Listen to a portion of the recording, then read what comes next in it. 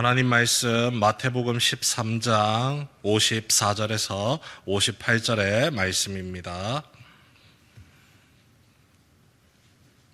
마태복음 13장 54절에서 58절까지의 말씀입니다. 한 절씩 교독합니다.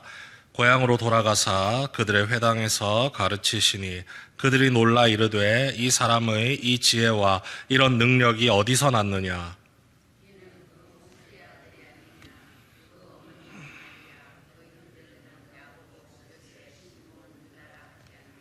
그 누이들은 다 우리와 함께 있지 아니하냐. 그런즉 이 사람의 이 모든 것이 어디서 났느냐 하고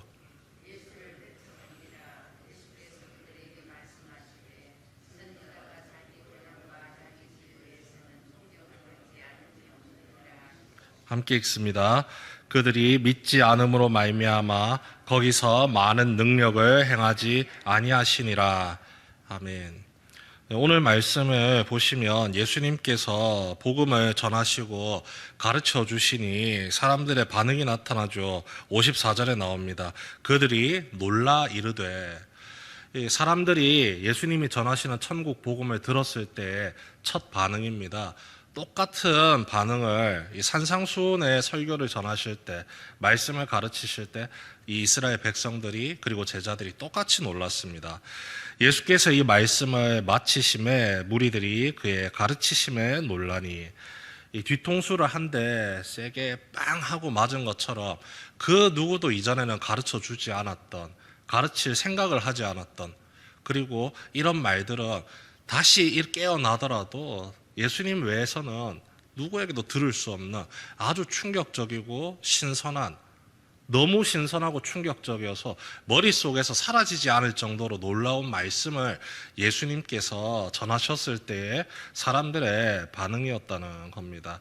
그런데 산상수훈 때 백성들의 놀람과 고향으로 돌아왔을 때 똑같은 천국 복음을 들었음에도 불구하고 또 고향 사람들의 놀람은요, 그 질이 완전히 다릅니다. 산상수훈 당시에 그 백성들의 놀람은요, 그 다음 구절에 이렇게 설명이 됩니다. 마태복음 7장 29절인데요. 이는 그 가르치시는 것이 권위 있는 자와 같고 그들의 서기관들과 같지 아니함일러라.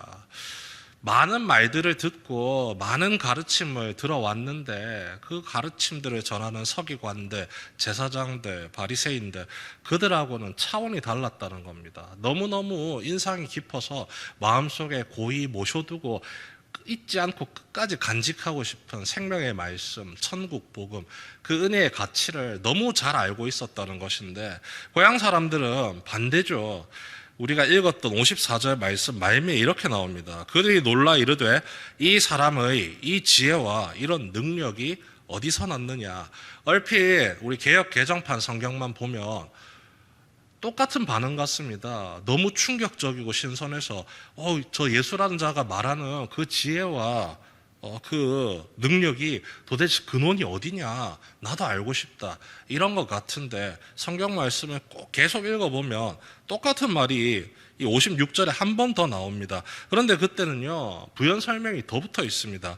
그 너희들은 다 우리와 함께 있지 아니하냐. 그런즉 이 사람의 이 모든 것이 어디서 났느냐. 비방하기 위함인 것이죠. 천국 복음에 소망을 두고 거기에 지금 집중을 해야 되는데 그 말은 충격으로 다가오는데 다시 한번 얼굴을 슬쩍 들고, 고개를 들고 얼굴을 보니까 옆집 철수가 전하는 말이네. 이런 것과 똑같은 겁니다. 예수님에 대해서 이렇게 이야기를 하죠. 55절입니다. 이는 그 목수의 아들, 요셉의 아들이 아니냐. 그 어머니는 마리아고 그 형제들은 야고보, 요셉, 시몬, 유다라 하지 않느냐. 그리고 그 누이들, 여자 형제들, 남매들은 다 우리와 함께 밥 먹고 일하고 얼굴 부비고 살지 않느냐. 그냥 우리랑 똑같은 사람인데 그가 30살이 넘어서 돌아와가지고는 어떻게 이런 기가 막힌 말씀을 전할 수가 있느냐, 기뻐하고 즐거워하는 게 아닙니다. 비교를 지금 하고 있는 거죠. 우리랑 다를 바 없는 사람인데 저 말씀의 출처가 너무 의심스럽다는 겁니다. 어떻게 사람이 몇 년 안 지났는데 갑자기 교주처럼 갑자기 지식인처럼 저런 기가 막힌 말씀을 전할 수가 있느냐. 내가 아는 예수는 그런 말 못 전하는 사람인데, 목수에 불과한데, 하찮은 사람에 불과한데 어떻게 그런 일들이 일어날 수 있느냐 하고 지금 손가락질을 하고 있는 것이죠.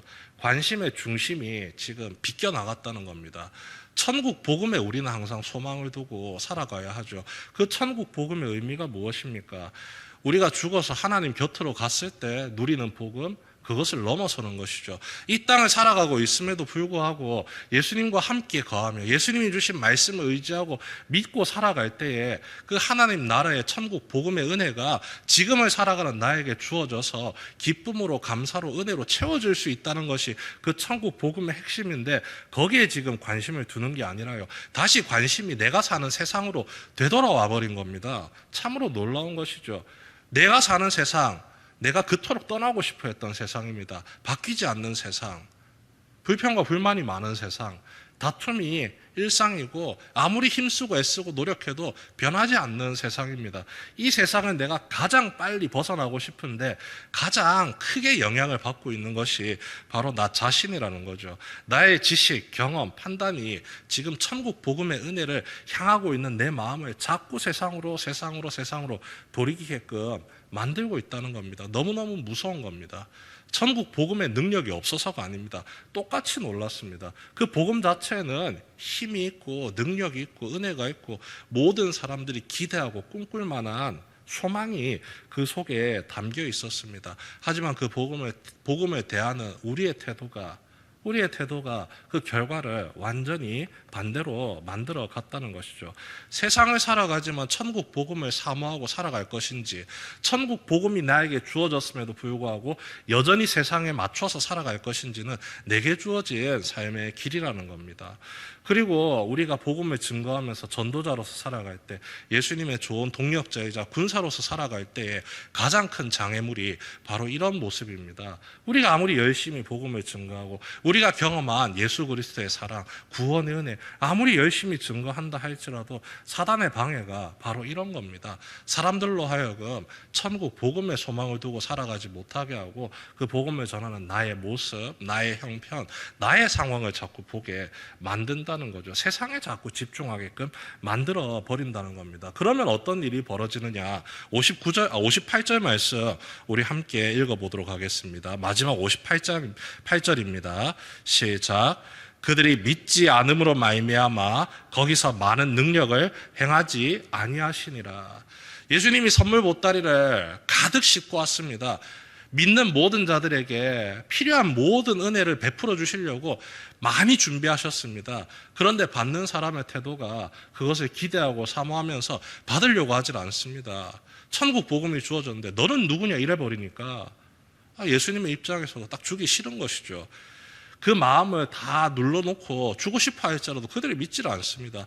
예수님의 기적, 이적, 치유의 은사, 병고침의 은사, 오병이어의 기적, 이런 것들이 드러나고 나타나는 이유는요, 천국 복음을 믿는 그들이 그 믿음에 더 힘을 실어주기 위해서 보여주는 하나의 부수 기제입니다. 부자재입니다. 기적이 중요한 게 아니라 그 기적을 통해서 천국 복음을 간접적으로 체험하는 거죠. 그런데 천국 복음에 대한 소망은 없고 그냥 기적이나 주십시오. 이러면 예수님께서 이 땅에 오신 이유가, 그 사명을 감당해야 될 이유가 전혀 없는 겁니다. 그래서 그 많은 능력이 이렇게 많이 가지고 오셨어도 행하지 않으셨다는 것이죠. 이런 겁니다. 믿으면, 예수님 믿으면 은혜가 주어집니다. 예수님 믿으면 병이 고쳐지고 아이가 생기고 성적이 올라가고, 정말 미신 같은 말이지만 믿으면 되는데 믿지 않으니까 그 은혜를 누리지 못하는 것과 같은 것이죠.